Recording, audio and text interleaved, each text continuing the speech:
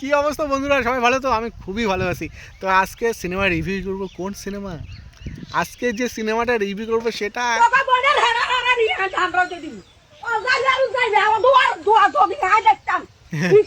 মানে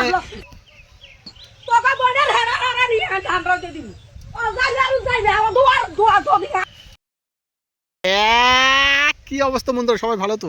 তো আজকে যে সিনেমাটা রিভিউ করব সেইটা হলো ধুরান্ধার, যেটা বক্স অফিস কাঁপাই ফেলছে ভাই। 6 দিনে মাত্র 6 দিনে 1000 কোটি তো টাকা উঠে গেছে। এদিকে আমাদের যে ধ্রুব রাঠি, যে আমাদের যে একটা মানে সরকারি একটা বলতে গেলে প্রচারক্রিয়া, আমাদের যে এজেন্ট, যা সুন্দরভাবে প্রচার করছে, তার জন্য অনেক অনেক ধন্যবাদ ধ্রুব রাঠিকে। আপনার এই প্রচারের জন্য প্রায় 1000 কোটি টাকা কালেকশন করে ফেলছে আমাদের ধুরন্ধর। শুধু ইন্ডিয়া কালেকশন সেরকমভাবে করে না, ধুরন্ধর একটা মিসাইল বিশাল বড় একটা বলতে গেলে কি ব্রহ্মাস্ত্র মিসাইল। পাকিস্তানে ভাই হলচল শুরু হয়ে গেছে। পাকিস্তানে ভাই লিয়ারি মিয়ারি ওইসব জায়গায় এখন মানে গরিব মানুষদের এখন সার্চিং করতেছে যে তুমি ইন্ডিয়ান এজেন্ট না তো। অনেক ধামাকা হয়ে গেছে ভাই। বলিউডের এখন ভূমিকম্প শুরু হয়ে গেছে ভাই। সিনেমা বানাবো কীরকম ধরনের সিনেমা বানাবো।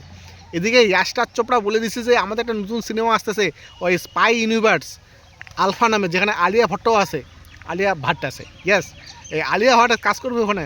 কিন্তু ভাই জমে গেছে, রণবীর সিং কিন্তু জমে গেছে। এই কয়দিন আগে রণবীর সিংয়ের অবস্থা খুবই খারাপ ছিল, সিনেমা ফ্লপ যাচ্ছিল, কিন্তু না, রণবীর সিং ভাই জমে গেছে। বলিউড থেকে সাউথ ইন্ডিয়ার প্রত্যেকটা হিরো হিরোইন খুব তারিফ করতেছে সিনেমার প্লটটা খুবই ভালো। কিন্তু এইখানে মাস্টারপিস কিন্তু আমাদের কিন্তু জামাল জামিলি কিন্তু আমার নিজেদের লোক হয়ে গেল। কী করে যেন নিজেদের লোক হয়ে গেল। ওটাও আমাদের ভারতের এজেন্ট বাড়িয়েছে এই সিনেমার মধ্যে। বাহ, বাচ্চা হো তো মেরা, তুই বাচ্চা হ্যাঁ মেরা, চাল মিরান্ডা পিলাতে হো। আমি টিআরপি ভাই হাই লেভেল টিআরপি হয়ে গেছে এখন। আদিত্য ধরের মানে কি বলবো, দুইটা হাত মানে ঘিয়ের মধ্যে আর মাথা কড়াইয়ের মধ্যে দিন ভাই চলতেছে ভাই। আদিত্য ধরের দুইটা বক্স অফিস হিট, 3টা উড়িও তো ওনার সিনেমা ছিল। তো এনিওয়েজ ধুরন্ধরের এখন পুরো দমে এখন ফিভার চলছে চারদিকে। ধুরন্ধর এটা চলবে ভাই, এটা মারাত্মক ভাই। বলিউডকে পুরো চেঞ্জ করে দিয়েছে মাইন্ডসেট।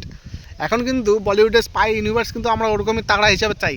ওরকম তাগড়া এজেন্ট দেখতে চাই না যে রাস্তাঘাটে ডান্স করে ঠ্যাং ট্যাটাক ঠ্যাং ট্যাটাক। এটা কোনো একটা সরকারি ব্যাপারের লোক ভাই, রাস্তাঘাটে ডান্স করবি তাও? হ্যাঁ, কেমন ম্যান। তো এরকম ধুরন্ধর হিসাবে কিন্তু ভালোই, অনেক কিছু শেখার বিষয় আছে।